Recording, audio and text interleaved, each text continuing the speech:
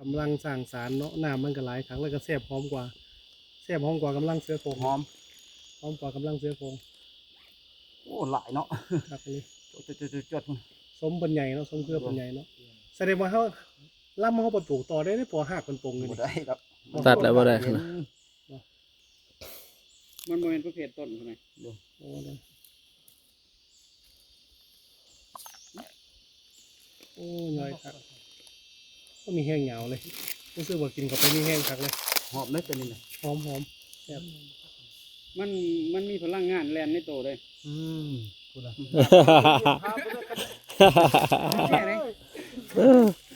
แค่ไหน การันตีจากพระอาจารย์มันเนาะนี่ มันเย็นบ่าบ่ได้เลย พระอาจารย์มันว่า เย็นเลย เพิ่นสันแล้วบางเดือนเพิ่นสันแล้ว ไม่แห้งเหงาเลย เย็นบ่าไปในโตเลย แค่นี้ก็ เอ ได้ อ ดอกมาดอกมา อีกลำหนึงวันนี้ เอาใส่ร่วมกันเลยเต็มเลยบ่เข้ามาเต็มที่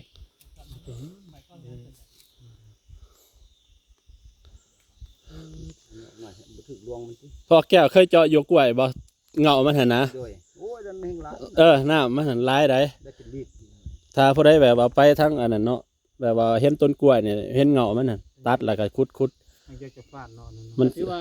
อยากฝาก บ่ยิ้วหนามมันบ่ บ่ก็เลยบ่หิวขนาด ถึกรวงได้ขนาด แต่ว่าอยากพลาดหน่อยนึงหั่นนะ มันรวงนี่พี่มันรวงออกมันจะงอกเด้ เก็บภาพกันให้เฮาเก็บลายกับแบตสิเบิด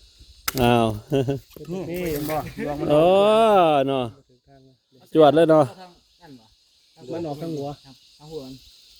ออกข้างปลายหน่อยตัดแล้วมันแล่นขึ้นปลายเบิด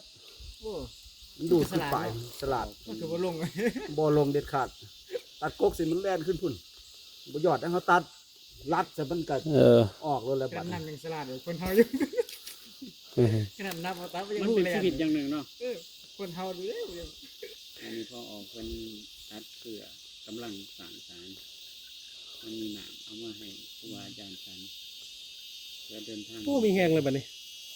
โอ้ยก็ผมละจิบนะจิบน้อยๆมันก็ยังดีดอก ครบแล้วนี่ได้ครบแล้ววะ นะครับ ต้องบอก แน่ มาจิ้มน้ำมีเลยกันนะ ว้าว จิ้มน้ำมีเลย มีบนนั้น เป็นบังไฟไฟ อยู่บางไม้ไผ่ก็ยังมีอยู่ หมดแล้วเอา มาอีกแล้วคอในจอก เอาถวายเพิ่น เท่ๆแล้วคอในจอกจะมากี่เลยเนาะ เอาบ่พอแล้ว เดี๋ยวคนนั้นก็เกี่ยว เอาเจ้าใส่ขวดฮะเจ้าใส่ขวดแล้วเอาเจ้าได้จอกครับ แล้วคอยยืมจอกคอย พอแล้ววันนี้ครับเพิ่นจุดที่2นี่บ่ต้องห่วงมันนี่ขึ้นดาวข้างแซ่บนะหอม ขอชิมอีกนิดนึง เอาจอกให้เพิ่นนี่ติตัวน้ำเนี่ยอันนั้น เอานี่ โอ้ใส่เต็มพันพอได้เนาะเต็มนี่นะ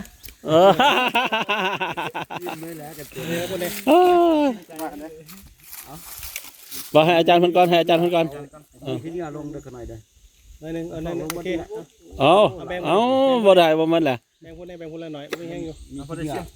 ก็ได้ซิม เอาตัวนี้ก่อน โอ้เนาะ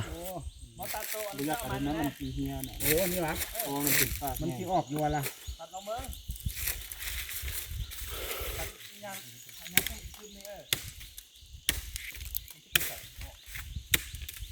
ที่นี่ทางใดเนาะตันวนเนาะหมดแล้วออกหมดแล้ว หมดเลยเนาะวันนี้ให้อาจารย์เพิ่นได้อยู่ ขอบใจนะครับ โอ้พระอาจารย์เพิ่นเรามีแห้งแล้ว กินมันก็หอมแล้วนี่หอม ถ้ามันทางไก่ที่เปรี้ยวไว้ตกบนนัก นี่ขน้อยอย่าเอาแท้ เปรี้ยวไว้ หาอยู่เทิงยังสิหานั่นแหละพอออกแก้วหาเท่านั้น หนังมันนี่เด้อเปลือกมันนี่ได้คือหนังสร้างนี่เด้อ เขาแก้วกองห้มกันได้เนี่ยกองห้มกันได้เนี่ยเพื่อเข้ามาเขาอยากเอาไปเป็นประโยชน์